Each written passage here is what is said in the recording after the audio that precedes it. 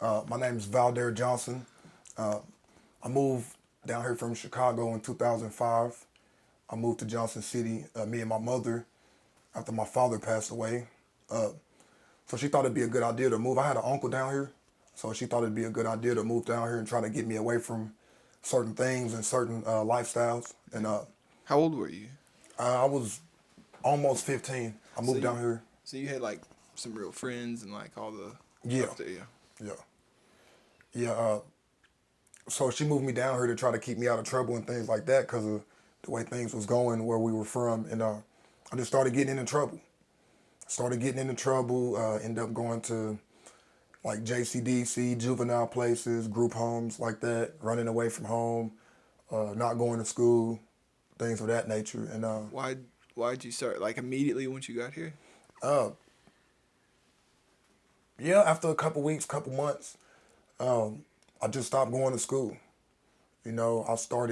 I found the clique of friends and started back where I left off in Chicago, which was like drinking and smoking weed, and rebelling, like not listening to my mother. I guess I was probably dealing with a bunch of pain for me moving and from my father passing away and leaving my friends behind and stuff like that. Within the first couple weeks after I get enrolled in school, um, I started ditching school, going to smoke at the parks and hanging out. And it's a little different down here. You start doing that very soon. They will send a sheriff or a cop to your house for truancy charge. So then I go to court, then I'm put on probation, uh, continue to not follow rules, so I continue to mess up, go through the DCS system. Uh,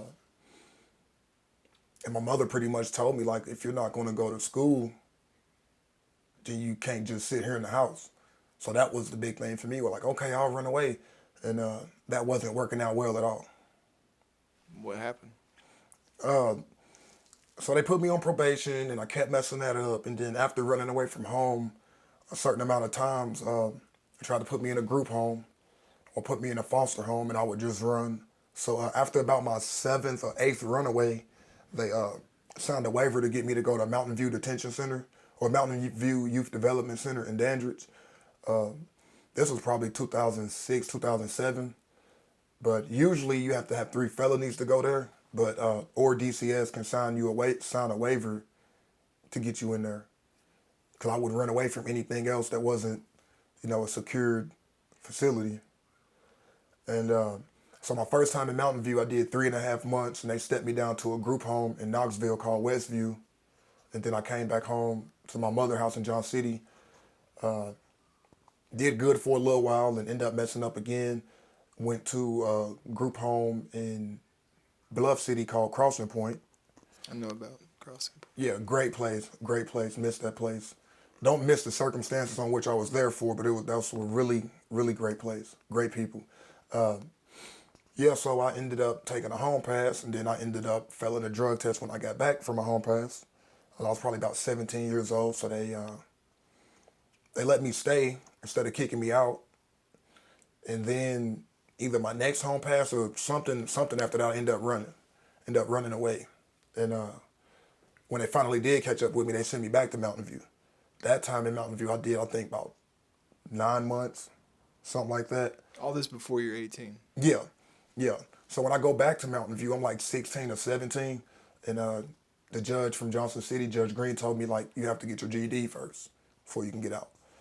So I ended up getting my GED. That worked out for me. Come home a little bit before my 18th birthday, and a couple weeks after my 18th birthday, I go to jail for the first time, which was on like a PI charge, like a public intoxication charge. Did a few days on that. I say probably a couple months. After that, I end up getting in trouble for like driving or simple domestic, something like that. And so by the time I'm 19, I'm flattening in probation, flattening 1129 in Washington County. Like at like 15 or right before I turned 16, I was already doing Xanaxes and Coke. So when I was saying about how I failed the drug test at the group home, coming back from a home pass, that was for cocaine. So when I moved down here from Chicago, I had 11 days notice. Like my father had passed away, then my mother's like, we're moving to Johnson City and Johnson is your last name, and like tried to make it sound good to me, and I was just like, where is this place? You know, moved from my friends and family, like everything I've known, you know, moved me right away, moved me away Well, from how were you doing there? in At the Chicago. yeah. Uh, I got in trouble for a stolen car.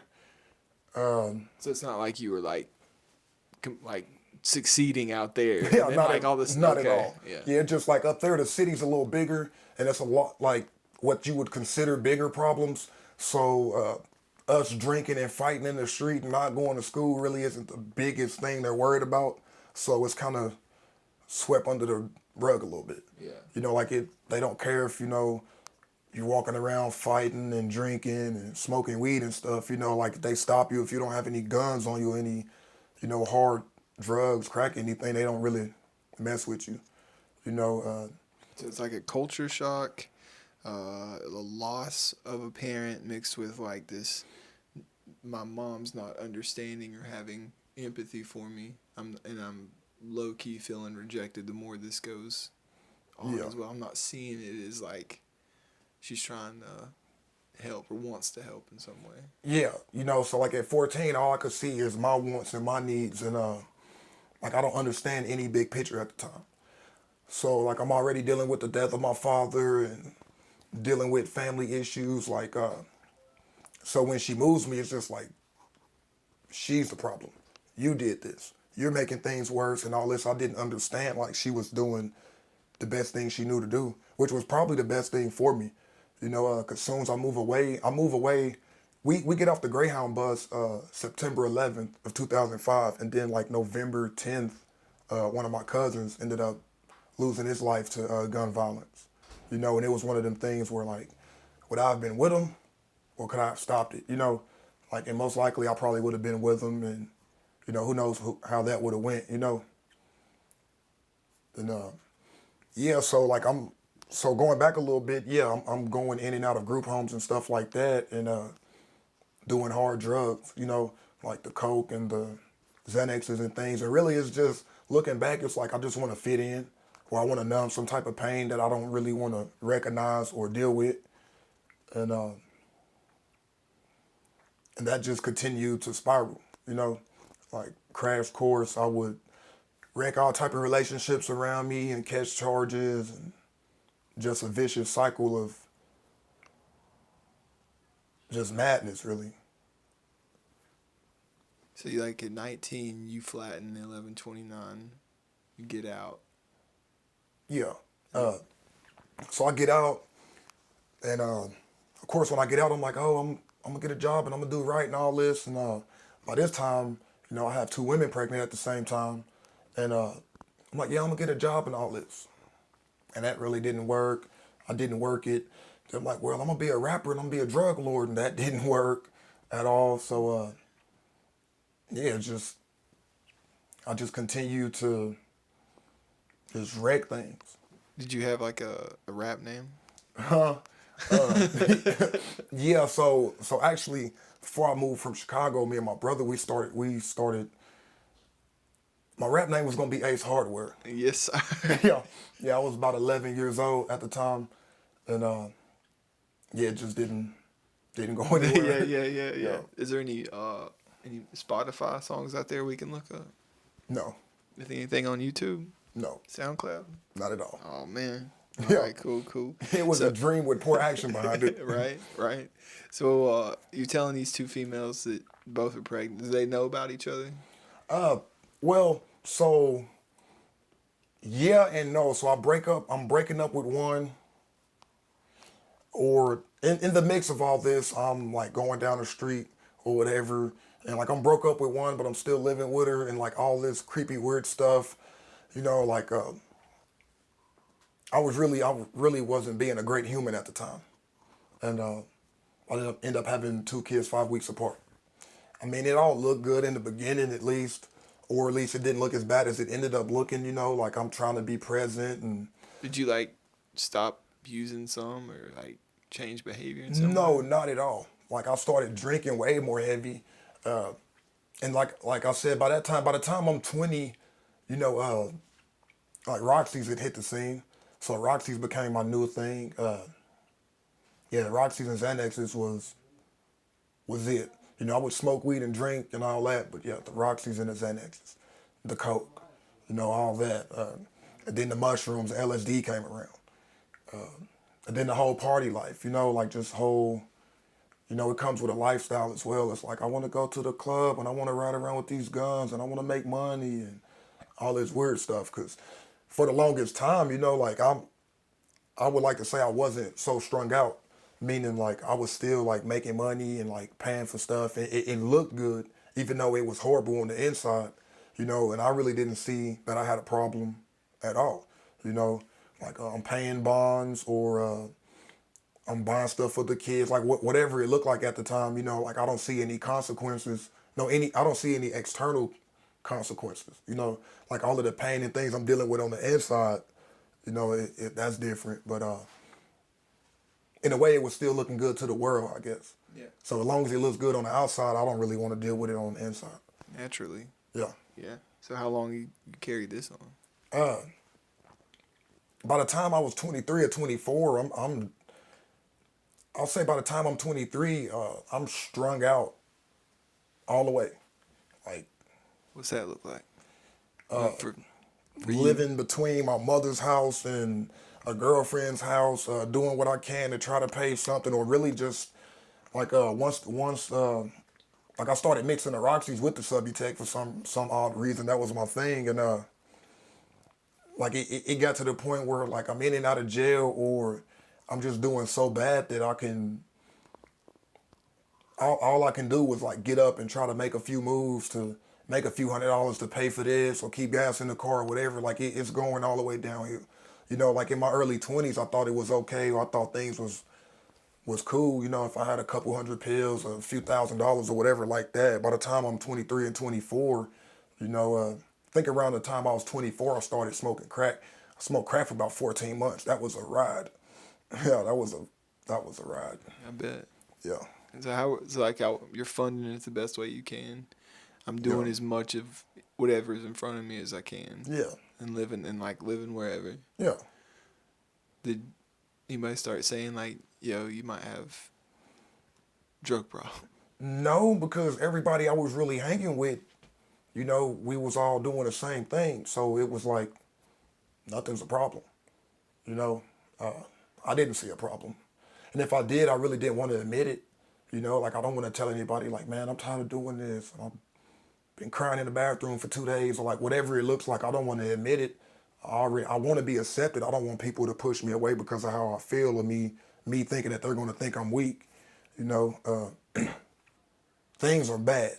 You know, and what I mean by that is like, it's no more making a bunch of money. It's no more keeping anything together when it comes to physical, mental, emotional, anything, relationships with people, and all this. And I never knew a way out though.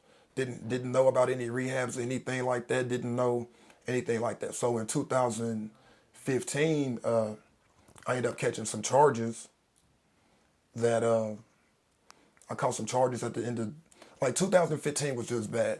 So at the beginning of 2015, I ended up going to jail for aggravated assault, which my mother's boyfriend had came in the house and punched me, and I guess I was nodded out, sleep on the couch on pills and stuff, and I guess I put a gun on him, allegedly. And but I was over the age of 21, and the gun was legal and all that, so like I ended up beating it in court. But this is when like, I'm like, okay, I started thinking like, damn, I just put a gun on my mama's boyfriend, you know? And that was my first felony. They was like, well, if you stay away from him for a year, we'll drop it, you know, or it'll be, your first felony can be expunged depending on what it is. And they never charged me with the gun because it was legal, and I was legal to have it, I guess, in Tennessee, you know, the laws or whatever. They just kept it, charged me with aggravated assault for, I guess, alleged death threat. And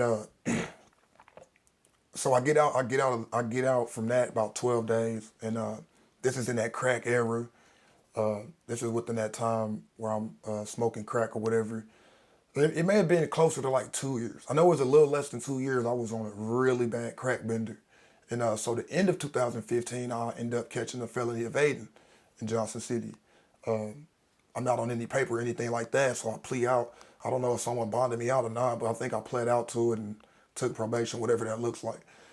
And then in the same month, I end up catching a robbery and a kidnapping charge in Elizabeth, and I end up pleading out to that in 2016. And see, I guess what kind of helped me is that felony evading being in the same month as that kidnapping and robbery charge. So they just looked at it like, okay, well, this was your first felony, and it was 2 different counties too. So I mean, I guess I probably could have took it to trial and beat it, but I go to court with a public defender, and I plea out to a 3, which I end up doing like 25 months in county jail. So Kidnapping's a pretty serious charge too, though. Yeah. yeah, so yeah, it was a class C, which is a 3 to 15, and well, I could have went for alternative sentencing, which could have been a 5 at 80. Like if I would have played out to a 5 at 85 with the possibility of alternative sentencing, then I guess they could have gave me house arrest, or they could have made me do a 5 or whatever. Like I don't know. I was already flattening my time on the felony evading when they hit me with the kidnapping charge a couple months later. So it was like, well, I'll just go ahead and run this 3. But so I'm doing this time in the jail, and then so I get my Tommy sheet, and I guess they gave me too many pretrial credits, whatever it was. I didn't get out till like 2 months later, after I thought like 2 months after the date that I was supposed to get out. And then February 18th of 2018, I'm sitting in the jail, sitting in the workhouse, and then like one of the guards come up to me like, "Oh, you gotta make a phone call." I'm like, "What?" You know what I'm saying? I'm looking at him like, "Oh shit!" Like I'm thinking it's the feds or something. And then I'm like, "Who is it?" You know what I mean? They're like, "No, you gotta come make a phone call." So like we walking down the hallway, and I see this paper in his hand. It's my mama number, and I'm like, "Hey, that's my mama." You know what I'm saying? Like, what's going on? And he's like, "No, you just gotta make a phone call." So I make the phone call. That's when my mother told me. My mother had told me that one of my children had passed away. You know what I mean? So I ended up getting that news, and like I had been up like 4 days in the jail. Like I was using in jail, of course. And like that news kind of shook me really hard, and so I get out that March of 2018, and off to the races. You know what I mean? Off to the races. You know what I'm saying? I had picked up this new meth habit in jail. Off to the races. I gotta find it now. And sometime in a couple months after that, like I don't know, like I went through some really bad mental, emotional, drug-induced pain, fear, whatever it was. I ended up calling the ambulance on myself, thinking I was about to die or something. So I get to the med center, and that's when they sent me to Woodridge. And I didn't know I could. When I was at the med center, I didn't know I could leave. I'm sitting there in a paper gown, and then that's when they brought this computer screen in front of me, and I had to talk to Dr. B, Dr. Brumbot or whatever. Then they Crisis unit or whatever. Yeah, they sent me to Woodridge. I was there for like a few days, and they was like, "Look, you can go to Magnolia, or you're gonna be here for another couple of days." Whatever it was, I was like, "Okay, yeah, get me the hell out of here." And but mind you, I never knew I had an issue really. Like back in those Roxy days, like if I got $3,000 on me and 200 pills, I see no problem until I can't get no pills, and I'm laying on the couch for a day or two, and it's like, I don't know that I'm detoxing. I don't know that I'm chemically dependent on this. I mean, if I get an attitude when I don't smoke weed, that was. I Part just of need, it. yeah, I just need to smoke some weed. I didn't know like the physical and mental effects that I was going through, and so I ended up going to Magnolia back when it was still on Buffalo Street. So I was in there and detox for a few days, and so the seeds being planted now, and but they didn't keep me that first time. They let me detox, and they had to send me on. Like I remember leaving out of there crying, like, man, I go back home, and Miss Kim was like, call every day, and when we get a bed open for you, we'll let you back. So I called them for like 30 some days in a row. Like I had been using Suboxone, and I told them that when they finally told me to come on in, and went to Magnolia Ridge that in 2018, and I completed the program. Yeah. Yeah, so I know. yeah, so That's a few years ago. yeah, I was supposed to get out that Monday, but I talked Megan into letting me out that Friday because I want to go see everybody for the weekend. And within like 3 or 4 days, like I'm calling them back crying, "Oh my God, I relapsed. I need to come back. I had been doing Suboxone and whatever else I could put in my body." And by the grace of God, they let me back. Let me right back and completed the program again. I have 2 completions from Magnolia within a 70-day period. It's unheard of, really. Yeah, I did it. And so I get out that time, and I think I got this thing under control. Like, I'm gonna work the steps, and I'm gonna go to meetings, and I'm gonna go to sober living. I'm gonna do all this. I'm gonna prove to my mama and my girlfriend and my kids or my baby mamas, whoever, I'm prove to the world that I can do this, and I'm gonna do it for them. And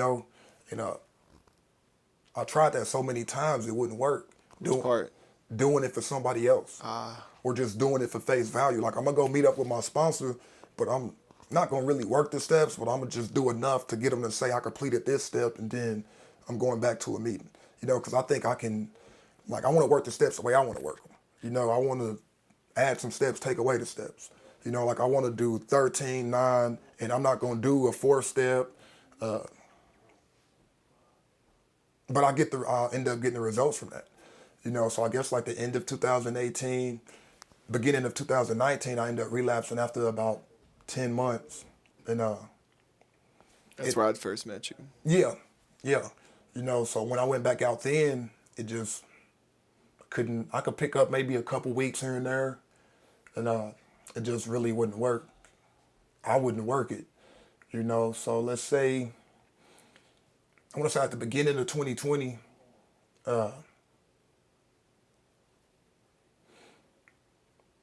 or maybe around the middle of 2020, I find heroin. It's no longer just meth and pills and things like that and Subutex and Suboxone. Like, I find heroin, And then a few months after that, 6 months after that or whatever, I'll find a needle, And then it's like, oh, okay. That changed the game for me. That really changed the game. I end up going to the hospital. Like COVID had hit and all this, and I get sick, right? So I'm thinking that I just got COVID. So I'm at the house, I'm aching real bad, and my fever is 103 and all this. So I'm like, yeah, I got COVID.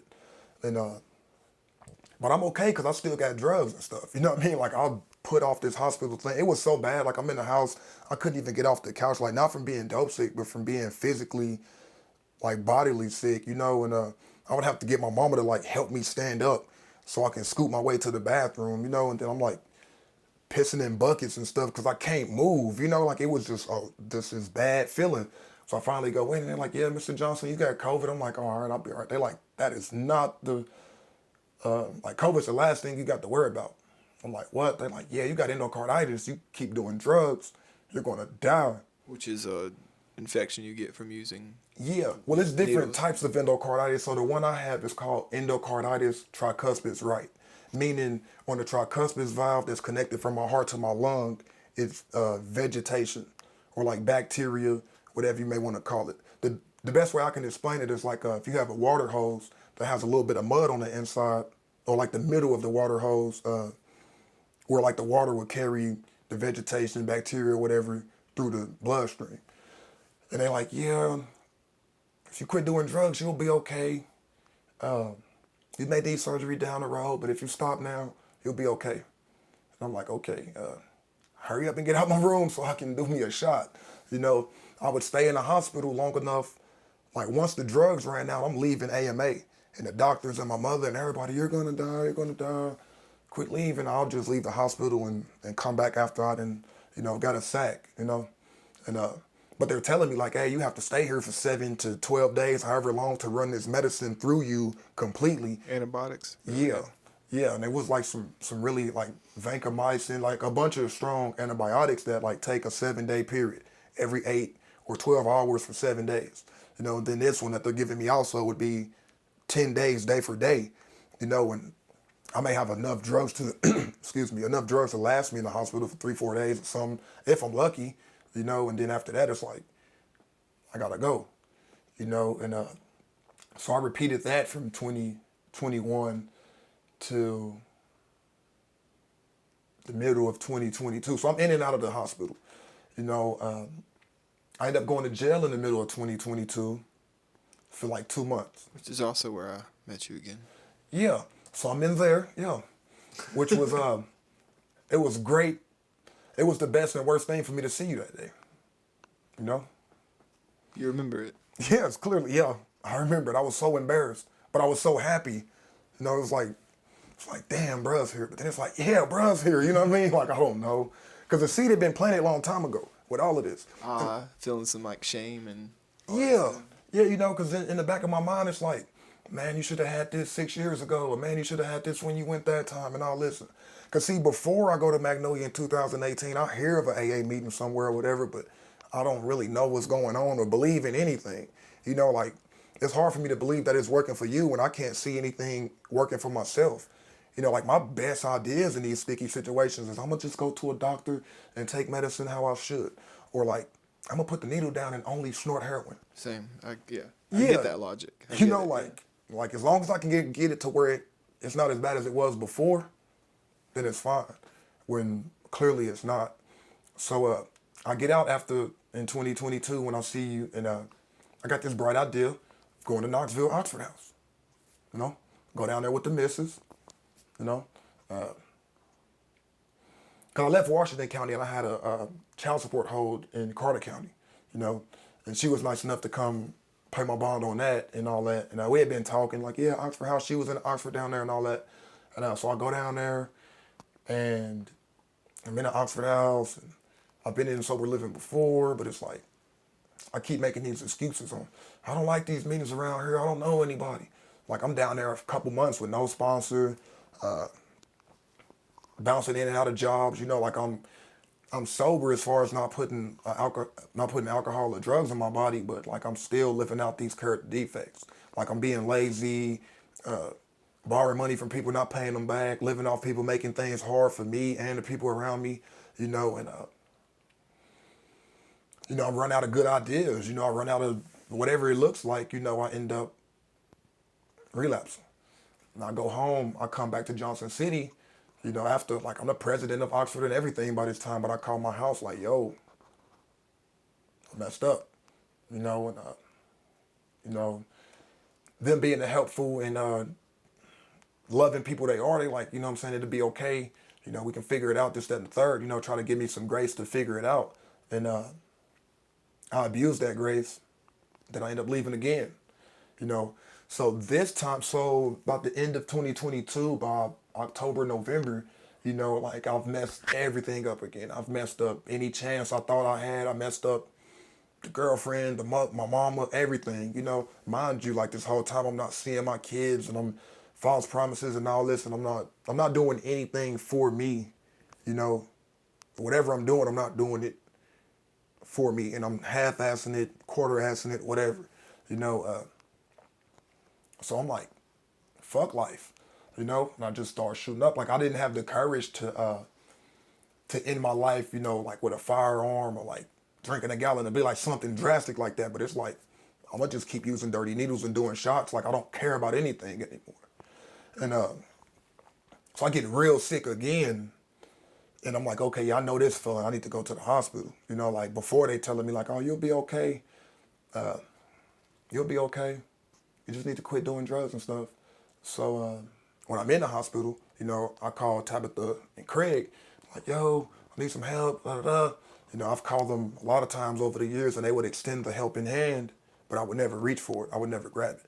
You know, like I get accepted into recovery resources way before me being here now, but I don't execute or put no action for it from my end, you know.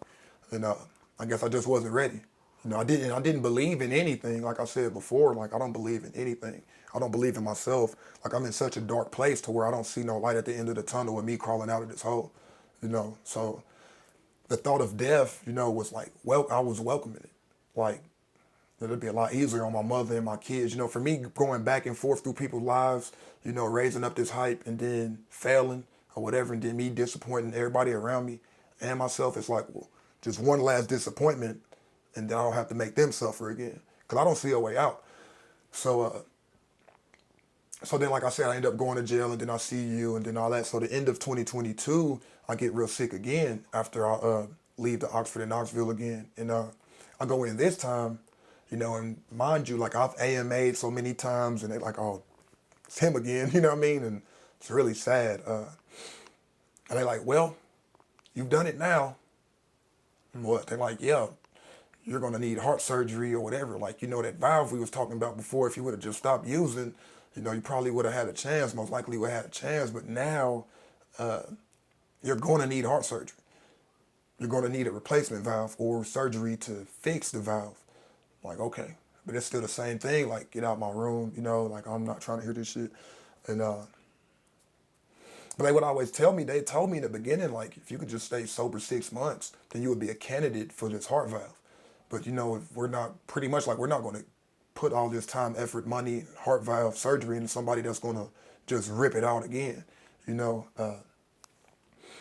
I want to say sometime, I like to say sometime after February 2022, like, cause I mean, I was in and out so many times or whatever, but I actually ended up ODing in the hospital. Like I'm in the hospital for this heart issue, for drugs and all this, and it's like, then I woke up one day and it's like 3 or 4 nurses there, and they're like, "Oh my God, are you okay? What happened?" I'm like, shit, I don't know. I woke up like, whoa, you know what I mean? It wasn't the heroin, it was the pressed fentanyl bars knocking me out. Then it's like, then I'm just patting around looking for my, like, fuck the fact I just about died. You know what I'm saying? Did y'all find the dope? You know what I mean? And then once I realized they didn't find the dope, yeah, like, get on out of here. You know what I mean? And just sad shit. So, so when they're telling me this, like, I'm just like, it's over with. See, it hits different with me when you go to jail or you get into a fight or like whatever happens and people shake their head like, yeah, he won't get it, he'll never learn. People kind of shake their head at you. Yeah. But when they like, oh, he's about to die, like, oh, that's a whole different head nod. Like, it's different, having a jail phone call and getting a visit in jail and people disappointed. But then, like, when your mother coming in the room crying, bringing you a Bible and got the church praying for you, when your baby mama coming in the room, y'all barely speak for whatever it's worth, and she's crying like, damn, bro. Then it's like, then you sitting in the hospital room like, damn, bro. It's like, now what?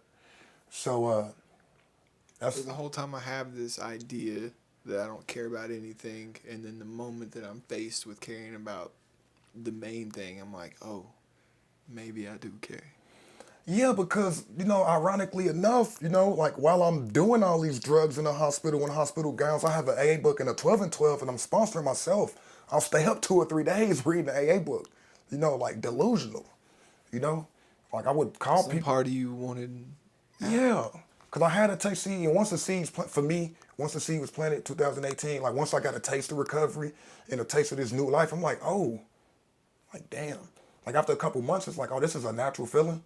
Like, I'm being accepted for who I am. Damn, this pain's leaving. Damn, I don't have to get drunk or high to have fun. Like, damn, recover. Like, all these wows, it's like, damn. So when I messed that up, it's like, damn, bro. Like, trying to get back was so hard. But, like, I just wanted it so bad because I had a taste of it, And, which makes it more painful that I'm not in. Like, yeah. Because it's different, years ago, it's like, I don't know a way out. I haven't experienced a way out or any type of love or like acceptance or like, people loving me and believing in me till I can believe in myself. Like, I've had people do shit for me all the time, but it's different when you come around and like people help you do stuff or walk with you doing it. Then you start believing in yourself. Like, oh, it's like, if you just hand me something to do something for me, I don't get to really see how me doing something, or like, I don't get to see my progress. I don't get to like start believing in myself, until like, it's a difference in like doing something for somebody or helping them, walk with them, teaching them, I think it makes me think of like, you give a man a fish, you feed him for a day, you teach a man a fish, you feed him for a lifetime. Exactly. And, but I would never want to learn how to fish, like, I always wanted, like, just feed me for the day, and I got the results from that.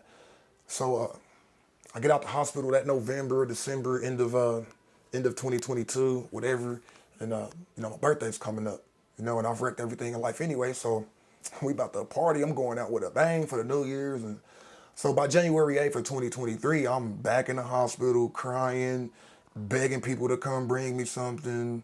My mother got the church people coming in. I'm just like, man. End up getting out the hospital about January 17th, 18th, and I remember this. Yeah, like, I get out the hospital of 2023, mid-January, and I'm like, man, I gotta figure this out. So the plan was to go back to Knoxville with my girl, and my girl at the time, and figure it back out. And so, mind you, so for the last 3 or 4 months, so let's say between November of 2022 and January of 2023, I'm trying to go back to Magnolia and Turning Point, but for the last 9 or 10 times they would let me back, I would stay a couple days and leave, stay a couple days, leave.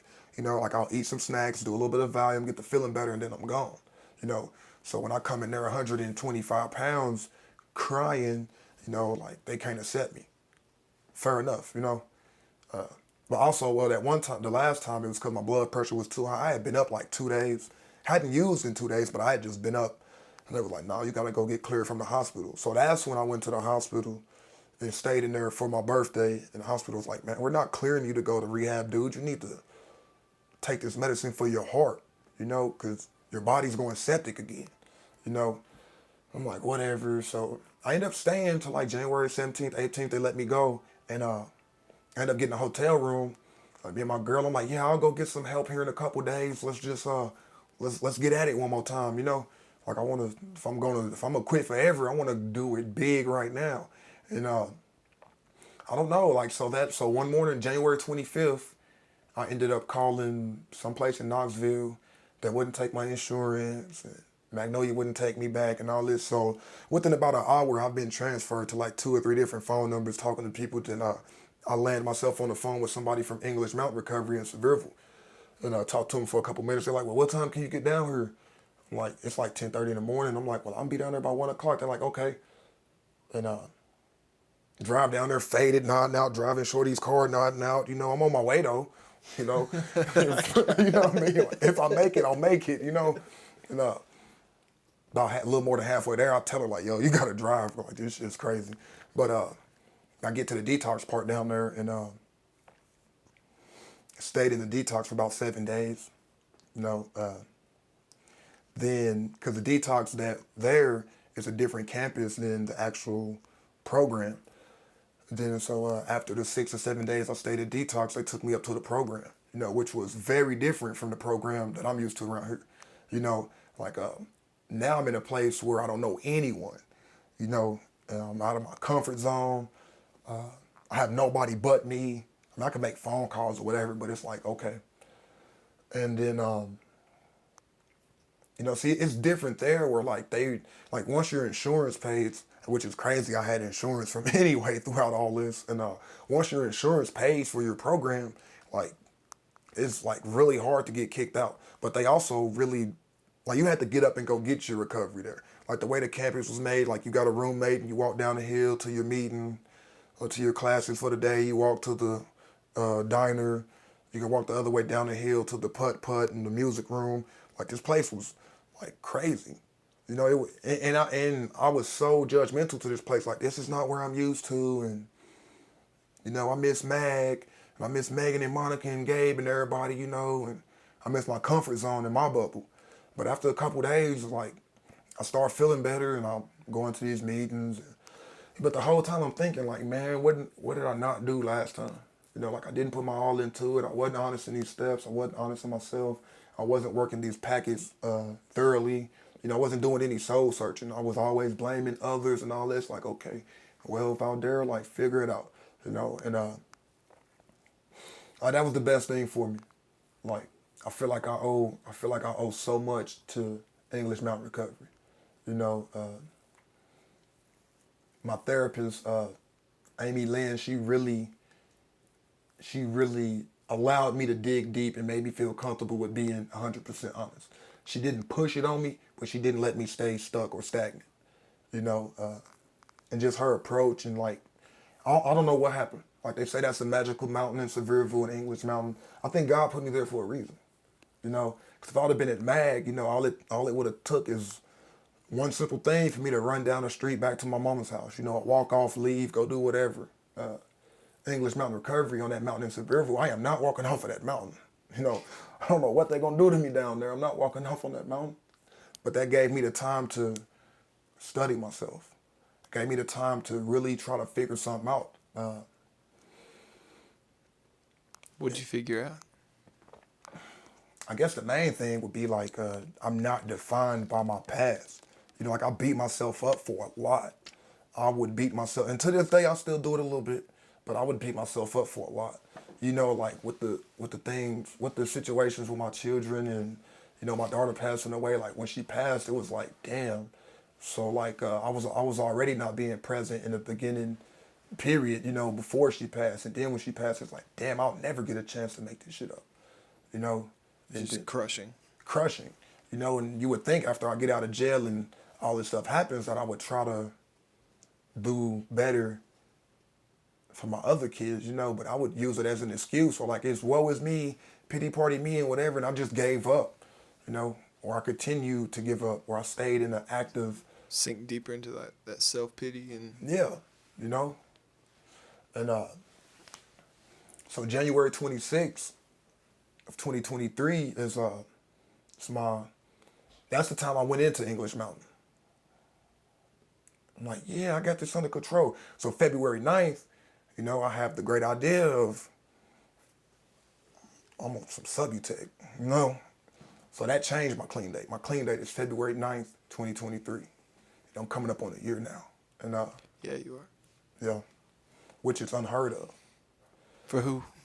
for me, you know. Like I just turned 33 and It's your Christ year. You ever heard that before? say what? They call that your Christ year. So that's how old Yeah. Jesus was when he. Yeah.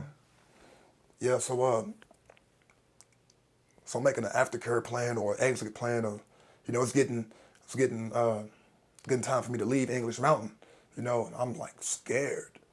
I'm scared, like, you know, I don't want to leave. I'm steady trying to get extensions. You like comfort zone. You like bubbles. Yeah, I like my bubble. It's my bubble, no matter how bad or good it is. It's mine. Leave me in it, you know. I'm like, yeah, well, I'm gonna go back to Knoxville to Oxford. Amy Lynn was like, no, I don't know. I don't think so. I'm like, well, I'm gonna go to John City, Oxford. Then she said, I'll never forget this day. She said, do you know Tabitha Edwards? Have you heard of Recovery Resource? And I was like, yeah, I think so. You know, tried to play it off different, like what's about to happen here. And she set me up an interview, and I ended up calling Tabitha and Craig. And then I've been in Recovery Resource since March the 6th now, 2023. And like I don't know, man. It's I never saw it coming, and like sometimes today I still don't see it. You know, I guess I don't know, man. Like I had to start wanting to do things for myself. I had to start being honest with myself and the people around me. You know, like I had to start addressing these emotions. You know, addressing things with my therapist and people at the rehab facility. You know, before I left there, like if I'm not telling you what's really wrong with me, you don't know how to provide services, or if I'm not being 100% honest with you, then you can't be of 100% helpful, if that makes sense. Absolutely. Yeah, you know, so we dig deep, but she doesn't force me. Like I said, you know, I'll start to open up and deal with things and realize things, and she's not giving me the answers. I'm finding it on my own, and then I have to start taking suggestions on how to maintenance my emotions and my attitude, and you know, work on affirmations and be consistent with actions, and like all this new stuff that I had the idea of before, but I would never do. Or if I did it, you know, I was half-assing it, quarter-assing it. You know, I wasn't really doing it. So then I come down here March the 6th. Well, I'm doing an interview with Tabitha and Craig, and Craig had said something like, well, what's different now? What are you going to do different or something? And I was like, bro, I don't know. I just have to show you. I have to show you with my actions. Like, I didn't give him a long, drawn-out, fluffy answer. I was just like, he was like, what's going to be different this time? You know, I'm like, I'll show you. You know, that's pretty much what that was. Seems like you knew what time it was. Yeah. It seems like both of y'all did, I guess. Yeah, you know, because then, like, now, by this time, like, it's like, like I said, what have I not done up to that point? Actions. Know? Exactly. So, and like, I'm so desperate, and I don't want to go back to what I've come from. I don't want to, like, I start, like, people, like I said, people start loving me and believing in me until I love and believe in myself. So then it's like, or maybe I can accomplish this. Instead of, man, I'm going to just mess it up. I'm like, I'll never be this, I'll never be that. You know, and I have to practice a little bit of patience, you know, like I'm not going to wreck my life for 18 years and didn't expect for everything to be fixed in a couple years, couple months, you know. So practicing patience, thoroughly working steps, put my all into things, doing it for me, and then it will start happening for others. Or, you know, as long as I'm doing it to please somebody else or prove something to somebody else, then it's not going to stick. Or it hasn't stuck before. You know, now I feel like since I'm doing it for me and putting me first in a sense. When I hear you say that after hearing your story, it makes me hear like you're doing it honestly Yeah, for yourself. It's honestly versus if I'm doing it for somebody else. There's like, yeah. Yeah, because like now, like I want to do it. Instead of, you want me to do it, so I'll do it. You yeah, know? yeah, yeah, I think absolutely. they want me to do it, so I'm going to just do it for them. Or it'll look this way if they think that I'm. Yeah, you know? So, What's like the best lesson you've learned since being in recovery? Biggest lesson, best lesson, whatever. I would say never give up and continue to seek the solution. And what I mean by that is like, so like if I don't get my way the first time, I get mad and don't think I can accomplish something or don't think I'm gonna receive something, you know, and then I'll give up and not try. Or like since I feel like I've messed up a lot of things in my life, you know, I won't even try to fix this or I won't try this again because I'm just gonna fail anyway, you know. So the biggest lesson is like, I'm not defined by my past, and just because I've made some mistakes or done some bad things doesn't mean I'm a bad person. You know, also another, like anything is possible. Anything is possible for anybody. You know, uh, like so many things have happened in such a short period of time to where like I know it's a power greater than me at work. No matter if that's God, the program around me, you know, whatever fellowship I practice, 12-step fellowship I practice, whatever, you know, like my reliance isn't on myself anymore, in a sense. Like I have to rely on myself for actions and footwork, but like I don't rely on myself all the time anymore for the solution. You know, like you say, first thought wrong. You know, usually my first 5 to 8 thoughts are wrong. You know, I have to put my pride and my ego to the side and seek counsel from other men and women around me, like-minded men and women. You know, you know, it's one thing to ask somebody a question like, "Hey, how did you do this? Or can you help me with this?" You know, put your pride to the side to do that. But then it's a bigger thing to actually put forth that action and go with something that's not your move. You know, like, Faith. yeah, What you just said a minute ago, like the too many things happen too quick for me to not say that there's like a power greater than myself working. yeah. What? Give me an example of one of the like what Well, specifically do you mean by that? like one thing, you know, first thing come to mind is like, and this is big for me, you know, like so from March to November, I worked a job day for day, didn't miss a day. You know, first time I've ever done that. You know, without missing a day. You know, I've stayed sober consistently, you know, day for day since February 9th. Building relationships around me. You know, like being able to talk to my kids. You know, just having the opportunity or the possibility to be able to be in their lives. Like like nothing's perfect, nobody's perfect, but things are a lot better than they have been. Like my mother, like now when she calls me, like she'll go days without calling me, which is a great thing. Cause any other time she's calling me, oh I heard sirens down the street, or I ain't heard from you the last couple hours, and like she's always nervous and like waiting to hear that. Can you press one, please? You know, securish. And like now when I call her, she's like, hey, it ain't like she don't answer the phone anymore. Like what's wrong? You okay? Like she told me the other day that like we was talking about something, talking about job opportunities and you know, me working with other men in the program and just things that's going on and stuff. And she was like, it just brings tears of joy to my eyes that I know if I die today that you're becoming a man. And like she ain't worried about me no more, which is crazy, you know, which is crazy, bro. It's beautiful. Yeah, yeah. You know, like a year ago today, you know, I'm laid up in the hospital. She's got you on the prayer. She probably still has you on the prayer list, but like, you Yeah, know what I'm like, saying? it's She's crazy. expecting to write your eulogy or something. Yeah, like around this time last year, I think she had one of her pastors or reverends come see me in the hospital, and he just coming in with a Bible to talk to me. And I'm up scurrying around, packing my stuff, about to leave. And he like, what's going on? I'm like, oh, can you give me a ride? He like, you leaving? I'm like, yeah, you ain't gotta give me a ride if you don't want to. Like, he come for a service and like, I'm detoxing dope sick as fuck. Like, hey, give me a ride. You know what I'm saying? Drop me off at the house. Crazy stuff. I love that. Yeah, I mean, this is really Did real. he give you a ride? Yeah. Yeah, he dropped me off at my mama's house. He wouldn't let me God. walk. You know what I'm saying? Another manipulation tactic. If you don't give me a ride, I'm gonna just walk. I got 2 big bags, 120 pounds. Of course he ain't gonna let me walk. God. So, Yeah. last thing, explain the sock collection game to me. What's that about? Oh, yeah. The socks, like Why so, socks? like so.